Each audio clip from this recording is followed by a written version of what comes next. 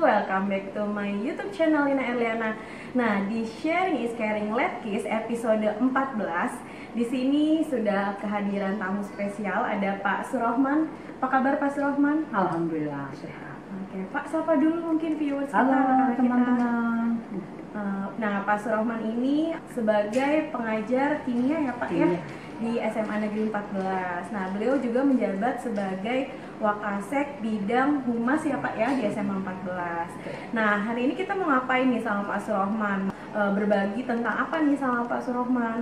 Nah, mungkin tentang apa perjalanan dan pengalaman karir Pak Surohman sampai saat ini menjadi guru kimia di SMA 14. Dan dengarkan langsung ya Bapak. Mungkin pertama-tama saya mau tanya nih Pak, pertama kali Bapak ngajar menjadi guru gitu kan, tahun berapa sih Pak kalau boleh tahu? Saya dari tahun 2003 itu sudah mulai menjadi guru. Diawali dari guru bimbel dulu. Di salah satu bimbel di Kota Bekasi lah. 2003.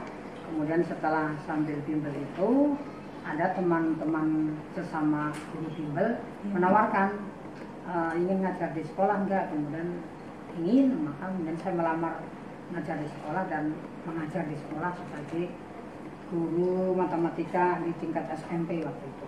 Belum di 14 ya? Belum di 14, tahun 2003 itu. Kemudian Pak sampai bisa ngajar di 14 itu?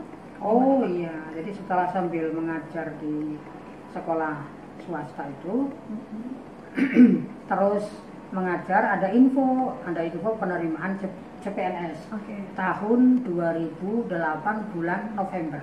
2008 bulan November. Nah, saya ikut pengumumannya ternyata Februari 2009. Nah, saya diterima melalui tes CPNS, waktu itu modelnya tes. Nah, ketika terima SK itu saya ditempatkan di SMA Negeri 14 ini. Jadi 2009 di SMA 14. Tapi kalau mengajarnya mah udah lama banget ya Pak, 2003. Iya, luar biasa nih Pak.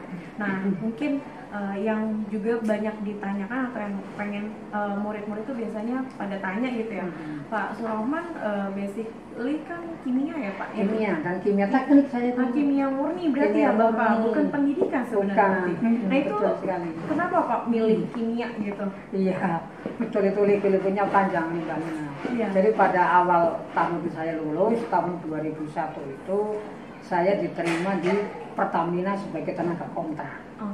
Di tempatnya di Tanjung Priok. Di sana saya mengepalai laboratorium karena pengujian bahan bakar solar, kemudian bensin dan lain-lain.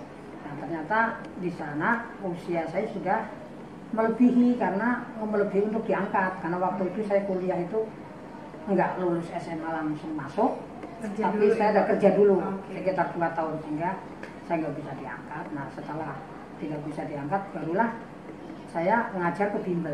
Ternyata ngajar di bimbel itu enak juga, menyampaikan materi ke anak-anak itu seneng. Akhirnya makanya ketika ada teman-teman sesama bimbel menawarkan di sekolah formal, akhirnya saya ikut. Nah, alhamdulillah saya mengikuti pendidikan, mengikuti latihan-latihan bagaimana sih teknik mengajar yang baik. Saya banyak belajar dari teman-teman di bimbel, termasuk RPP itu nggak ngerti tadinya, kurikulum nggak paham sama sekali. Jadi dari kimia murni berubah ke pendidikan itu memang harus menyesuaikan banyak hal. Tapi sebenarnya Pak, yang perbedaan yang mendasar antara program studi kimia murni dengan pendidikan kimia tuh apa sih Pak? Oh iya. Jadi memang kalau bidang kimia itu terbagi menjadi 3. Ada kimia pendidikan, ada kimia murni, ada kimia teknik. Khusus kimia murni itu di sini dijelaskan materi-materi kuliah itu menjelaskan ilmu kimia secara basic dasarnya. Kenapa elektron itu bobotnya sekian misalkan, atau gerakan-gerakan elektron itu apakah memang rotasinya seperti itu ataukah memang ada gerakan yang lain, itu dipelajari di kimia murni. Kalau di kimia pendidikan beda jauh. Pada kimia pendidikan itu hanya mengajarkan materi-materi yang akan disampaikan di tingkat sekolah, terutama sekolah SMA, ditambah materi-materi teknik mengajar dan teknik mendidik yang baik. Jadi ke sekolah pendidikan kimia itu memiliki belajar dua jenis ilmu, ilmu mendidik sama ilmu kimia. Tapi kalau kimia murni dari 4 tahun itu ilmu kimia semuanya. Benar-benar pure kimia. Benar-benar pure kimia. Itu bedanya di situ. Oke. Terus tadi Bapak kan sebutkan ada 3 ya Pak, kimia murni, kimia pendidikan, dan kimia teknik. Lalu kalau misalnya kimia murni dengan kimia teknik, apakah itu sama atau ada perbedaan juga Pak? Iya, ada perbedaan juga. Kalau kimia murni dengan kimia teknik lebih, kalau kimia teknik itu lebih dibekali dengan ilmu-ilmu kimia terapan di industri dan dibekali ilmu ekonomi.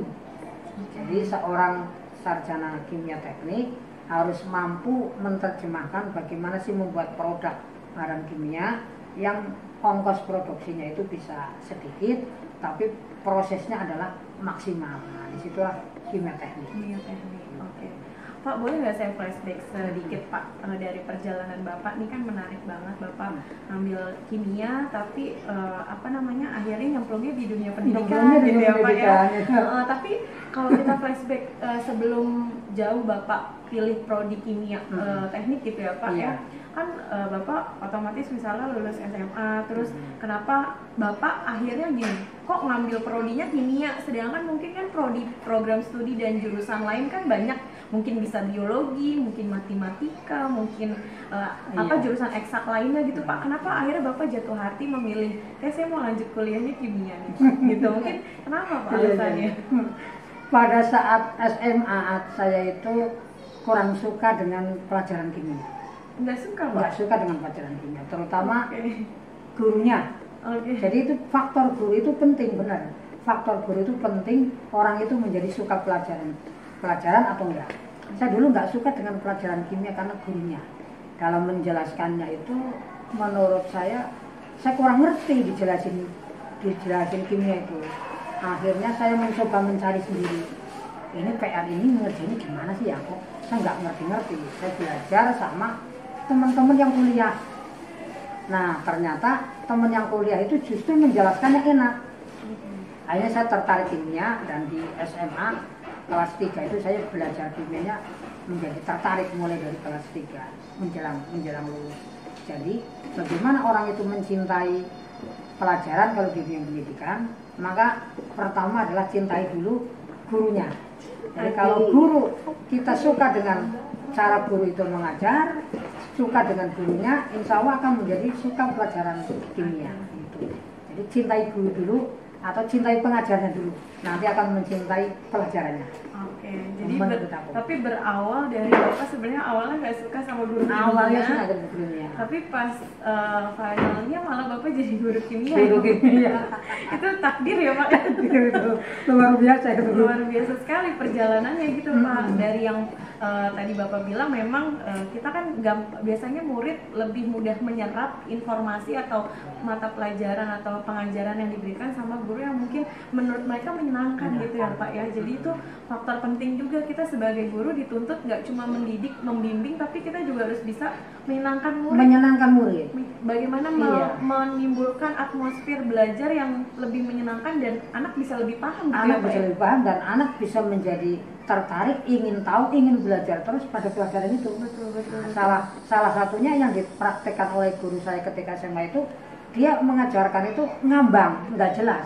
Menurut saya nggak jelas, sehingga saya penasaran ini ketemunya jawaban kok begini aneh amat. Akhirnya saya mencari, ya nanya ke teman-teman yang lebih paham. Dan ketika mengerti, di situ saya tertantang, kepingin dikasih soal yang mengambang lagi. Nah itulah jadi guru itu menstimulasi, mendorong supaya siswa itu menjadi termotivasi untuk belajar. Kalau dalam sebuah sinetron itu ketika dipotong iklannya itu pas yang orang bikin penasaran. Nah, gitu. Jadi orang makin tertantang buat apalagi nih selanjutnya gitu ya. Iya kayak gitu kan. Oke, nah menarik banget nih Pak. Nah kemudian nih Pak, sekarang setelah Bapak sudah menjadi guru kimia gitu kan, pasti kan ada tantangan lain pada saat mungkin dulu Bapak sekolah atau studi gitu kan, tantangannya adalah tadi semakin ada soal mengambang gitu Bapak tertantang untuk menyelesaikan itu. Nah, lalu bagaimana Pak untuk sekarang Bapak sebagai guru kimia, di mana pada saat sekarang gitu ya Pak, apa namanya paradigma yang baru dan siswa itu berpikir kimia juga kan bukan mata pelajaran yang mudah gitu Pak. Bagaimana cara Bapak dalam mensiasati atau memberikan strategi pengajaran yang menyenangkan buat murid, kemudian membuat mereka juga lebih mudah untuk memahami mata pelajaran atau pengajaran yang Bapak kasih ke mereka. Iya, betul sekali Mbak Lina. Jadi ilmu apapun yang kita pelajari termasuk ilmu kimia itu supaya menimbulkan peserta didik tertarik belajar kimia atau tertarik dengan pelajaran-pelajaran lain, yang pertama kita harus selalu mengkaitkan apa yang akan kita pelajari di dunia nyata. Artinya kita itu melajari pokok bahasa ini ngawang-ngawang, nggak ada kenyataannya di dunia nyata apa ada. Nah itu tugas guru, mengkonkretkan sesuatu yang abstrak, apalagi kimia Mbak Lina, sesuatu yang abstrak itu, bicara elektron yang nggak kelihatan, nggak nyata. Nah itu harus kita konkretkan bahwa elektron itu ada. Misalkan elektron itu ada, buktinya apa bahwa elektron ada? Kalau kita megang strom listrik, itulah aliran elektron dan kita terasa bahwa energi kita itu kesedot, berarti elektron itu ada dan bisa menyedot kita kalau kita nggak memiliki kekuatan. Kalau kita memiliki potensi yang lebih gede, nah maka listrik yang kesedot oleh kita. Nah mengkaitkan itu dengan dunia nyata itu adalah motivasi untuk anak dunia sekarang, apalagi sekarang ya era era digital, semuanya sudah ada. Jadi kalau misalkan membuktikan ilmu-ilmu kimia dalam tataran nyata, bisa langsung silahkan buka searching di Google, klik ini nanti muncul kaitannya antara ilmu kimia ini, pokok bahasin dengan dunia nyata. Kalau pada zaman Bapak dulu kuliah sekolah, dunia komputernya belum begitu hebat, sehingga kita mendengarkan apa penceramah dari dosen, apa penceramah dari guru, oh ini kaitannya dengan kesini dan sebagainya. Jadi ilmu kimia itu nyata ada di kehidupan sehari-hari. Oke, jadi itu mungkin strategi Bapak mengkaitkan ilmu yang abstrak gitu ya Pak ya, menjadi contoh-contoh, memberikan contoh-contoh dalam kehidupan sehari-hari. Ini realnya seperti ini, mungkin kayak gitu ya Pak ya, supaya anak-anak juga jadi termotivasi. Ternyata kimia tuh nggak cuma pelajaran yang abstrak, tapi juga kita bisa menemukan pelajaran itu di dalam kehidupan sehari-hari kita gitu. Nah, menarik banget nih Pak. Nah kemudian Pak, kendalanya ketika Bapak menghadapi atau ibaratnya bertemu kan sama peserta didik yang notabene nggak semua siswa itu hobi dan gampang nangkap sama kimia. Ada yang mungkin dijelasin sekali langsung paham nih, sekalipun Bapak mungkin udah ngasih konkretnya gitu, contoh konkretnya di kehidupan nyata. Tapi kan ada juga Pak yang mohon maaf misalnya peserta didiknya untuk taraf pemahamannya agak sulit beda-beda dan agak sulit untuk memahami, mencerna apa yang Bapak sampaikan. Itu bagaimana Pak kiat-kiat Bapak untuk mengatasi itu? Jadi yang pertama, kalau seorang guru kepingin mentransfer ilmunya ke generasi kita itu dengan maksimal, sementara di dalam satu kelas itu macam-macam heterogen. Ada yang tingkat kepahamannya dijelasin sedikit langsung. Nah, ada yang setengah-tengah, ada yang di bawah. Nah, supaya yang di bawah ini termotivasi menjadi belajar maksimal, maka yang diperhatikan adalah yang di bawah. Kalau dalam gaya Bapak mengajar, yang di bawah itu yang tingkat pemahamannya kurang, justru Bapak biasanya kasih motivasi dengan memberikan mungkin tugas soal yang agak lebih yang mudah tapi jumlahnya agak banyak dibandingkan yang sulit. Untuk anak yang tingkat tinggi sulit tapi sedikit, tapi yang ini agak mudah dibanyakin, dan mereka juga yang kita pacu untuk menyelesaikan tampil di kelas, untuk memberi penjelasan setelah mengerjakan di papan tulis. Kemudian saya pacu untuk menjelaskan bagaimana jalan ceritanya soal itu, sehingga dia termotivasi, oh saya merasa paham, saya merasa bisa ini menerangkan ini. Nah, dengan harapan yang middle itu akan berkurang menjadi tingkat tengah atau tinggi. Kalau saya dalam mengajar menerapkan begitu, memperhatikan yang di bawah.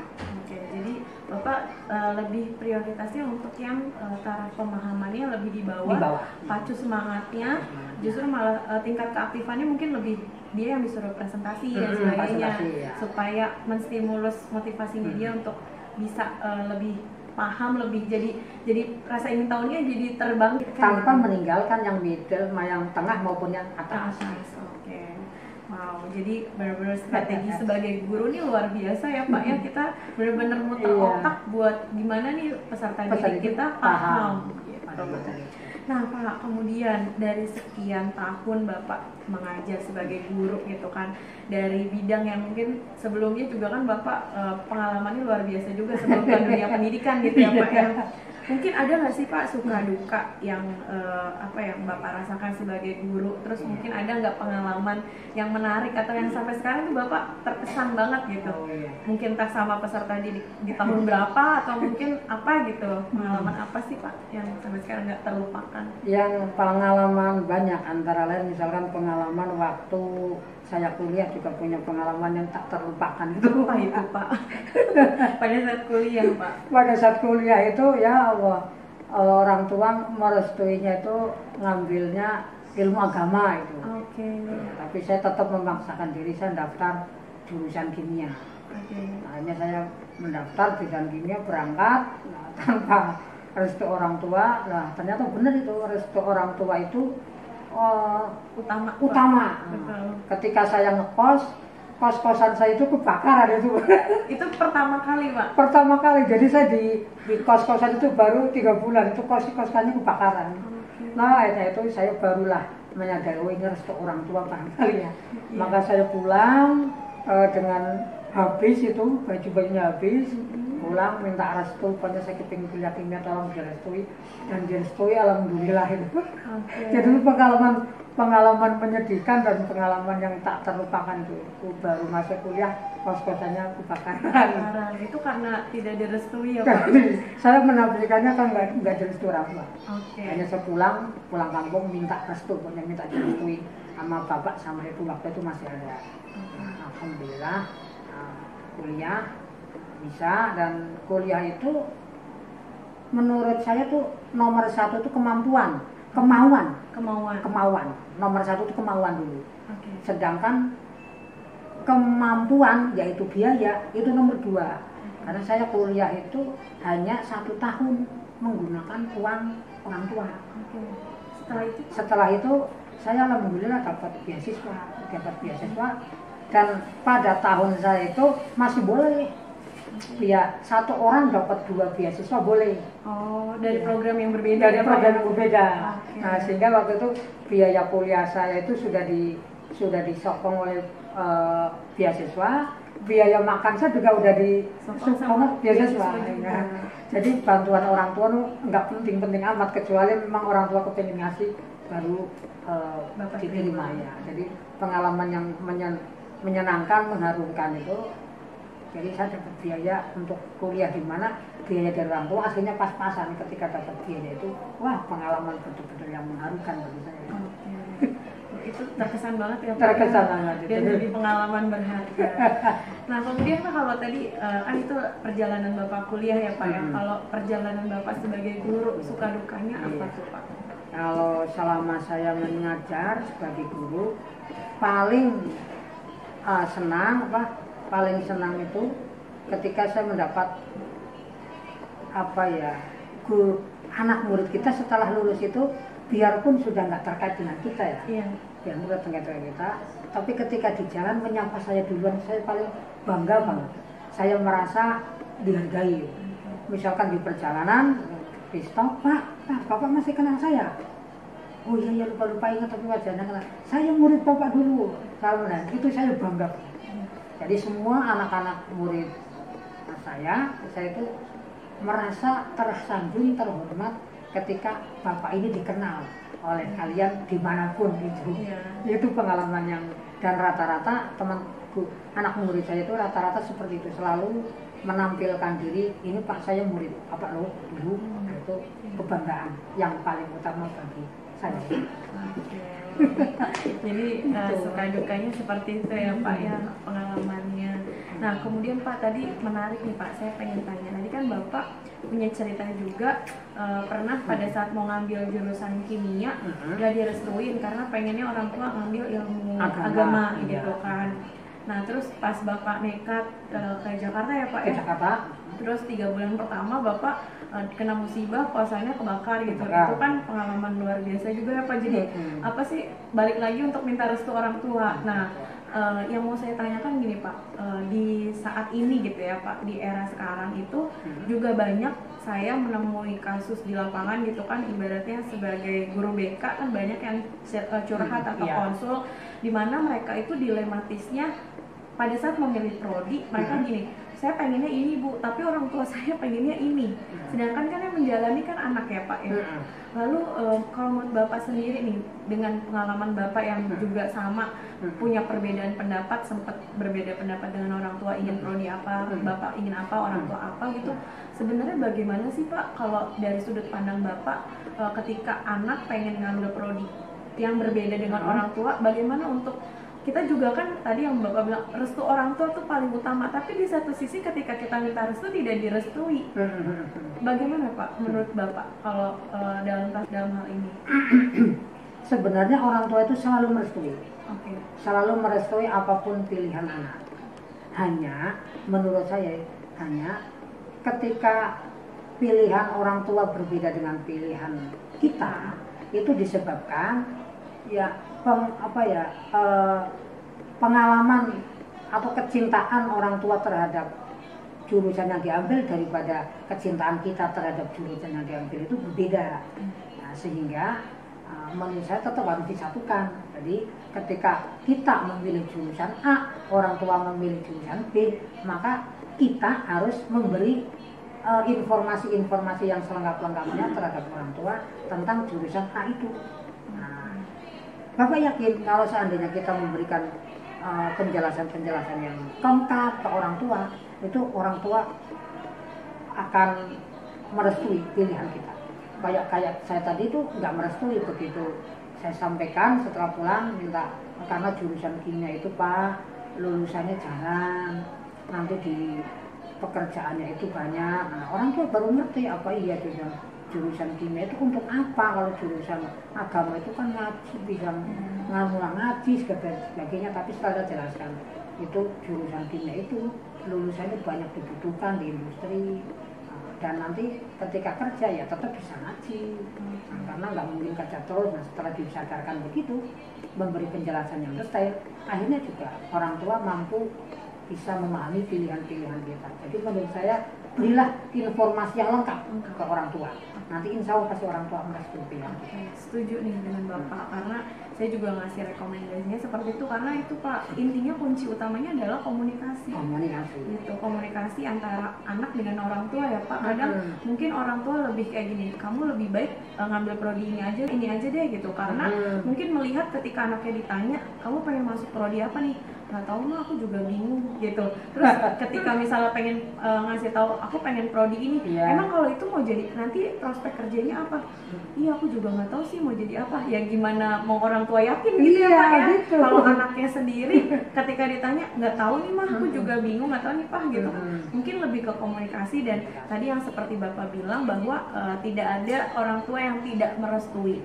Semua orang tua dimanapun pasti selalu mengharapkan sesuatu yang terbaik untuk anaknya. Jadi tinggal tergantung mungkin anak-anaknya sendiri nih nanti yang menjelaskan bagaimana ke orang tuanya, selengkap mungkin, seinformatif mungkin gitu kan. Harus mungkin. Bahasanya dengan orang tua itu harus sehalus mungkin. Ya, sehingga restu dikantongi gitu ya Pak ya. Gitu. Ini jadi tips juga nih Pak buat anak kelas 12 nih Pak yang galau-galau beda pendapat dengan orang tuanya. Ya, banyak banget soal kasusnya kayak gini Pak. Nah kemudian Pak mungkin apa sih Pak mungkin pesan dari Bapak nih gitu untuk anak-anak khususnya di SMA 14, khususnya mungkin kelas 12 ya Pak, yang saat ini kan udah lagi progresnya itu kan progresnya untuk nanti pilih prodi, pilih PTN gitu. Pesan Bapak untuk mereka dalam memilih prodi atau mungkin mengambil langkah ke depannya setelah lulus itu seperti apa Pak? Terima kasih Mbak Lina. Jadi pesan-pesan Bapak untuk anak-anakku sekalian, jangan sekali-kali tidak kuliah. Ya. Apalagi anak-anakku sekalian di jenjang jurusan SMA, di level SMA. Jadi jangan sekali-kali tidak kuliah. Berpikirlah kuliah, karena kuliah itu prasyarat atau jembatan menuju kehidupan berikutnya. Kehidupan apa? Ya misalkan kita kepingin kerja di industri, ya modal kita adalah ijazah. Kalau ijazah kita SMA, kita kalah dengan S1. Ijazah kita SMP, kita kalah dengan SMA. Jadi dimanapun posisi anakku sekalian lulus, harus kuliah. Dan kuliah jangan pesimis dengan biaya. Kuliah itu biayanya tinggi, saya berat, orang tua saya nggak mampu. Jangan pesimis dengan biaya.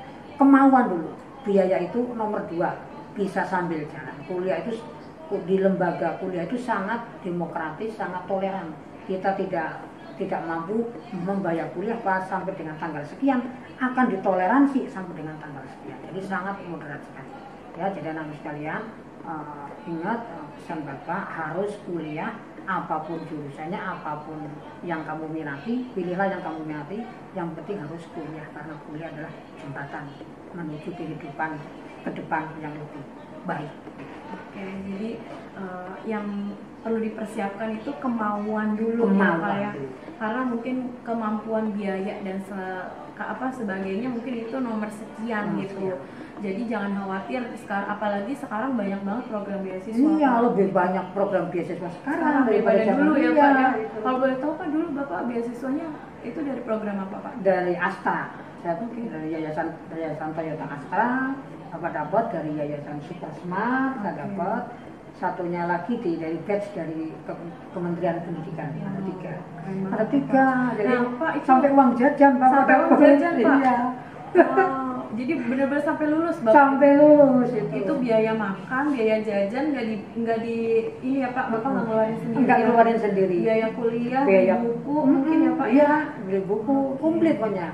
Hanya ya orang tua itu kalau orang tua mangasnya diterima, kalau enggak juga kita udah cukup itu dari tiga. Alhamdulillah. Luar biasa Pak. Jadi Bapak mandiri banget ya Pak. Iya waktu itu. Nah, mungkin Pak tips Pak buat anak-anak yang pengen nyari beasiswa juga gitu Pak. Apa sih Pak kiat-kiatnya? Yang pertama harus belajar rajin. Karena syaratnya beasiswa apapun, IPK-nya itu kalau untuk jurusan eksak itu 2,75. Kalau untuk non itu 3 biasanya. Nah jadi kuliah itu benar-benar belajar. Kalau misalkan orang kepingin benar-benar kuliah, kesampingkan dulu apa itu jalan-jalan dengan remaja putra atau remaja putri, jalan kemana itu kesampingkan dulu. Jadi supaya kita bisa dapat beasiswa, syarat utama adalah IPK. Jadi beasiswa itu minimal di semester 2, 3, 4 dan seterusnya. Nah IPK-nya untuk jurusan eksak itu 2,75. Kalau non eksak setahu Bapak itu sekitar 3,0.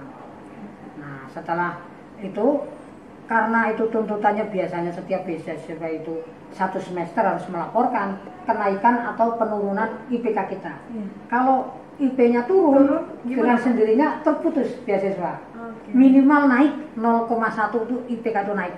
Misalkan ketika daftar itu 2,75, maka nanti masuk semester 3 itu naik menjadi 2,76 atau 2,77, dan banyak naik, grade-nya harus naik. Nah supaya IP bisa naik itu, maka orang yang mendapat beasiswa harus belajar rajin. Kalau fokus, kalau kuliah itu setengah-setengah nggak fokus, beasiswanya akan terputus. Jadi kesimpulannya, belajarlah yang tekun kalau ingin mendapatkan fasilitas beasiswa dari negara, dari perusahaan, dari manapun. Jadi kuncinya adalah belajar tekun. Jadi belajar tekun, karena kalau dapat beasiswa dari banyak lembaga ya Pak ya, kalau kita diimbangi dengan main-main, kayaknya IPK-nya gimana tuh buat aman dan tidak aman iya, gitu ya, aman Pak. tidak aman. Jadi mungkin gitu buat anak-anak yang mungkin pengen program beasiswa, kalau memang mau fokus ke beasiswa ya berarti harus fokus juga belajar, harus komitmen dengan target dan progres belajarnya, nggak boleh memikirkan atau melakukan hal-hal yang mengganggu konsentrasi belajar ya, gitu betul. ya Pak ya. Dan banyak banget beasiswa, nanti kalian bisa cari di website baik yang lembaga pemerintahan maupun iya. non pemerintahan iya. juga itu banyak banget gitu ya Pak ya. Iya, sekarang banyak banget. Sekarang lebih banyak ya Pak ya. Kalau dulu kan kita mengandalkan informasi dari kampus, ada lowongan, siapa yang mau daftar, macam-macam. Sekarang bisa kita diakses, bisa nyari sendiri. Bisa mengakses sendiri ke websitenya masing-masing. Ya. Nah Pak, mungkin terakhir Pak, terakhir ini adalah mungkin misalnya nih Pak, ada anak kita di SMA 14 nih, peserta didik yang mungkin pengen melanjutkan kimia atau pendidikan kimia, tapi mereka masih bingung, galau. Mungkin ada nggak Pak kalimat yang bisa meyakinkan mereka bahwa kimia tuh menarik loh gitu. Mungkin ada yang mau Bapak sampaikan. Boleh. Untuk meyakinkan mereka, ayo jadi penerus Pak Surahman nih gitu kan. Mungkin seperti itu Pak. Iya. Satu, kimia itu ilmu atau pelajaran yang paling gampang loh nyari uangnya setelah lulus. Gampang. Kenapa Pak? Gampang. Kenapa? Karena bisa berdikari sendiri, membuat usaha kimia, bisa di industri, bisa mengajar jadi guru. Kalau malas jadi guru, nggak mau di industri, bisa berdikari sendiri hanya dengan ilmu kimia. Karena relate dengan kehidupan sehari-hari gitu ya Pak. Wow, menarik banget nih. Mudah-mudahan apa yang tadi Bapak sampaikan bisa bermanfaat buat anak-anak semua dan viewers yang nonton. Dan mungkin terima kasih Pak Surahman atas waktunya nih. Terima kasih banyak di sela-sela kesibukan menyempatkan waktu untuk berbincang-bincang di Sharing is Caring Live kali ini. Nah mungkin untuk anak-anak dan viewers yang nonton, jangan lupa Pak di like dan komen dan subscribe. Oke, jangan lupa. Kalau gitu untuk Sharing is Caring Live episode 14 bersama Pak Surahman, guru kimia SMA 14, kita sudahi dulu. Assalamualaikum warahmatullahi wabarakatuh. See you next video. Dadah.